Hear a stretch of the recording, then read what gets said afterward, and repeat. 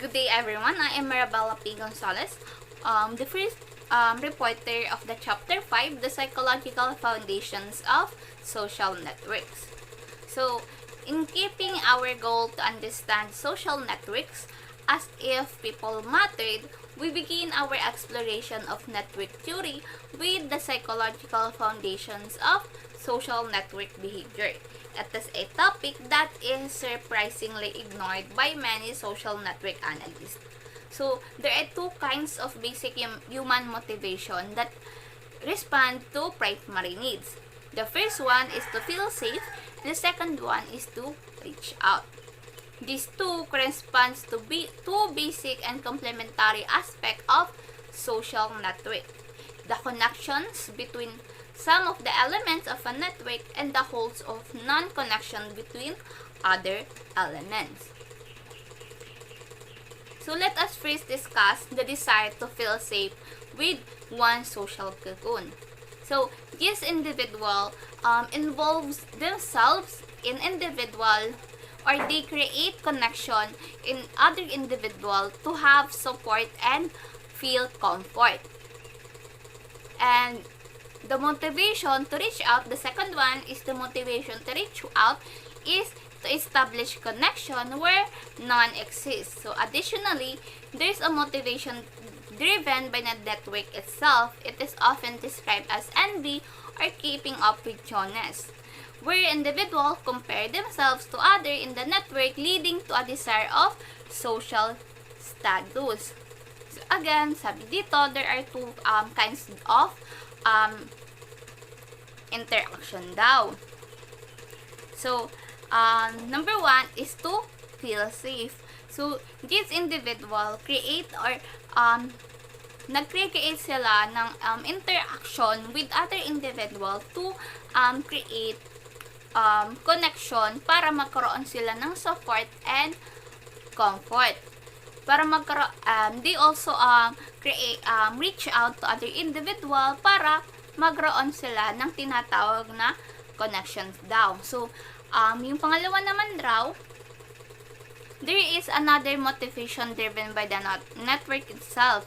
So, it is usually called daw as an envy or keeping up with the Jonas. So, this individual compare themselves to other network. So, once na kinumpare nila yung sarili nila in other individual, it sometimes leads to a desire for social status. So, this individual, naiinggit sila. Kapag naiinggit sila, nagkakaroon sila ng desire para ma-achieve yung bagay na meron yung kinaiinggitan nila. The cognitive aspect highlights that human network size in terms of outreach or connection within one's immediate social environment is constrained by cognitive abilities. Historically, the effective network size for the average person was around 150, but it appears to have doubled in current Western societies. Both motivation and cognitive abilities are influenced by social structure and culture, and these factors are acknowledged in our prior discussion. Getting things done. So, Friends of Friends, Bosevian 1974 begins with an account of how a Sicilian academic solved a problem about the education of his eldest son. So, dito daw sa Friends of Friends made by Bosevian, it discusses one Sicilian academic or isang tao raw or isang Sicilian who solved his problem about the studies of his eldest son. So, this Sicilian feared that one of his enemies daw might be blocking his son from graduating high school. So, by blocking his son to graduate from high school, there is a opportunity that it foreclosing the son's chance for a university education. An elaborate network of relatives and friends was mobilized. First is to verify that there indeed was a problem, and second, ensure that the son was actually admitted to the university. University. So, ano raw, that one Sicilian advisor, elaborate daw niya yung network of friends and kakilala niya. Yung pinakaunang gusto niyang gawin, once he elaborate the network of relatives that he have, gusto niyang malaman if meron pa talagang problem doon sa pag-aaral ng anak niya, and he also want to ensure that yung anak niya ba is makaka-graduate and ma-admit sa isang makilalang universidad. So at one point, that advisor enlisted or asked help to a reputed mafioso. So this reputed mafioso owned a or so-called powerful. So that Sicilian advisor now owed a favor to someone whom he might not otherwise wish to be holden. So Busevian observes that most of us do not use such elaborate or extreme means. The social structures or the social system structures the patterns of relationship between people. The social network doesn't necessarily determine the outcomes. People have agency within structured patterns, allowing them to use existing connection in various ways, active old ones or create new ones. So, kapag sabi dito, once daw yung tao is nakapag-encounter ng isang problem, yung usual yung ginagawa daw nila is ina-activate nila yung mga former or yung mga prior friends or connection na meron sila, or we people also create new connection to other individual para ma-solve or para matulungan tayo na ma-solve yung problem na meron tayo. So these powerful people are also called or pwedeng may hambing sa isang concept of brokers. So these brokers are expert in network specialists that they can able to manipulate connection for profit, which isn't necessarily cash but favors that can be called upon when needed. So dito, yung brokers daw is yung mga tao na may kapangyarihang makapag-solve ng isang problem. However, hindi sila naghihingi ng money, but sometimes yung tulong daw na ibinigay nila, pwedeng ang kapalit nito is isang favor na na kapag hiningi is madaling maibigay.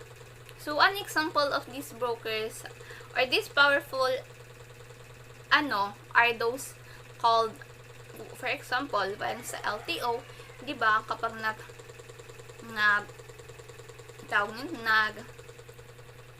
raising nyo ng license, merong tinatawag na mga fixers in which this individual help, or hindi nga tinatawag ng help, in which this individual is yung may kapangyarihang mas mapadali yung sistema o yung mga procedures para makakuha ng isang lisensya. So binibigyan na lang sila ng mga pera or pinabayaran na lang sila para mas mapadali yung pag-apply ng license. So the small word experiment by Milgram is mentioned, where participants were asked to find brokers to reach a specific target person. The experiment found that the median length of change connection, the starting point to the target, was 5. But the length varied between 1 and 11 intermediaries. Notably, people differ in the motivation and skills to play the broker role efficiently. Community and support in understanding social network theories refers to the collaborative efforts and resources available to help individuals comprehend and apply theories related to social networks. This can involve online or offline communities, academic institutions, and organizations that provide guidance, research, and education on topics such as network analysis, social capital, and more. Support may come in the form of workshop, courses, forums, and research publication, facilitating the exploration and application of social network theories in various fields like sociology, psychology. Safety pertains to the protection of individuals and their data within online social networks. Online safety includes measures to guard against cyberbullying, harassment, identity theft, and other digital threats. Social networks often implement safety features such as privacy settings, reporting mechanisms, and content moderation to create a safer environment for users. Affiliation in social network refers to the connections and relationship people form with others in their online and offline social circle. This can include friendship, professional networks, and affiliation with groups or organizations. Building and nurturing this connection is crucial for personal and professional growth as they provide support, opportunities, and a sense of belonging. Balancing safety and affiliation is important, especially in the online world, where individuals need to be cautious about the information they share and the people they connect with to ensure a positive and secure social network experience. Effectiveness and structural holes. In contrast, efficacy drives the child's urgent, exuberant activity, what Hendrik has succinctly called the need to do and to learn how to do.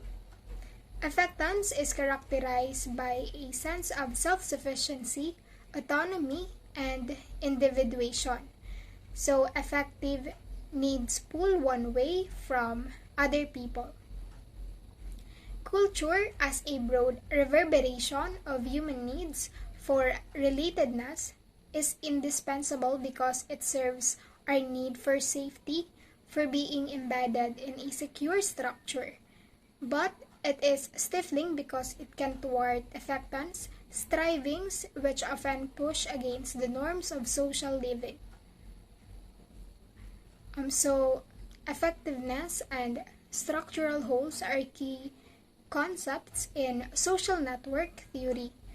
Effectiveness refers to the degree to which an individual or organization can achieve their goals and objectives. Structural holes, on the other hand, are gaps or spaces in a social network where there is limited or no direct connection between individuals or groups. So, effectiveness in social networks is often linked to the ability to identify and bridge these structural holes, enabling the efficient flow of information, resources, or opportunities between disconnected parts of the network. In summary, individuals or organizations can enhance their effectiveness by strategically leveraging and bridging structural holes within social networks to gain a competitive advantage or achieve their desired outcomes. Safety and social networks. In network terms, safety or supportive systems are usually equivalent to density in networks, a condition that has been generally associated with social support, cohesion, and embeddedness. That is, it is assumed that if you act in a certain way toward the other will turn satisfy your needs. Note that the relationship takes place in time. The self moves toward the other and then the other reacts. That is, you build up credit with the other. In the perfect case of trust, there is no need for long-term credit. What self gives is what self's back in return, often because the time elapsed is negligible. So, safety in the context of social networks is about ensuring the well-being and security of individuals within these networks, whether they are online or offline. Social networks refer to the relationships and connections of people have with others. Ensuring safety involves implementing measures and practices to protect individuals from various risks, including physical harm, emotional distress, or online threats. It's important to strike a balance between reaping the benefits of social networks and addressing safety concerns to create a secure and healthy community. The concept of density in social networks can be reversed to focus on structural holes, which are areas of the network with limited connectivity. This idea was developed by Burt in his book Structural Holes: The Social Structure of Competition in 1992. In competitive situations, being part of a dense, cohesive network can be a disadvantage as everyone has the same information. In contrast, individuals who bridge different parts of a network with structural holes gain diverse information and can mediate between others. These individuals, often described as entrepreneurs, can gain advantages by offering unique connections. Mediators who build relations between dissimilar people can gain valuable resources such as early promotions. So in social networks, density and structural holes are key concepts. Imagine a corporate office where tightly knit connections lead to quick information flow. However, bridging gaps between departments or structural holes can provide unique information. These bridge builders, called entrepreneurs, benefit by facilitating connections, fostering innovation, and gaining promotions in a competitive environment. Furthermore, network theory suggests that individuals tend to compete with or keep up with those who are structurally isomorphic, meaning they share a similar pattern of relations with other nodes. This is visible in culturally named role relations, such as within a kinship system. So, in a network theory, people tend to compete or imitate those with similar connection patterns, called structural isomorphism. This is noticeable in culturally defined role relationships, like those in a kinship system. So, the focus is on the concept of structural holes, where individuals who bridge different network clusters gain advantages through mediation. Motivation in this context is network-driven, emphasizing competition and effectiveness over safety and affiliation. The concept of structural isomorphism also play a role in competition within the network, and there's a positive side to brokerage as it provides access to diverse information and ideas. So, structural holes provide mediation advantages. Motivation prioritizes competition and effectiveness over safety and affiliation. Structural isomorphism affects network competition, and brokering offers access to diverse information and ideas with a positive impact.